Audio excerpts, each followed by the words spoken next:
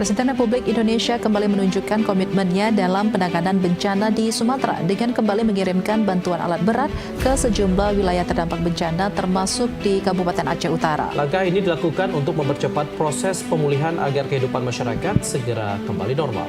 Kabupaten Aceh Utara menjadi salah satu wilayah yang menerima bantuan alat berat dari Presiden Prabowo Subianto. TNI Angkatan Darat melalui Yon Arhanud 5 CSBY menggerahkan 5 unit ekskavator capit ke Desa Gedumba, Kecamatan Langkahan. Alat berat ini nantinya akan difokuskan untuk membersihkan material sisa bencana banjir bandang, terutama kayu-kayu gelondongan yang menumpuk dan menghambat akses jalan serta aktivitas warga. Pembersihan diharapkan mampu mempercepat pemulihan wilayah terdampak bencana, serta mengembalikan kondisi agar kembali normal. Dalam kesempatan tersebut, pihak TNI juga menyampaikan apresiasi kepada pemerintah pusat atas dukungan yang diberikan dalam penanganan bencana di Aceh.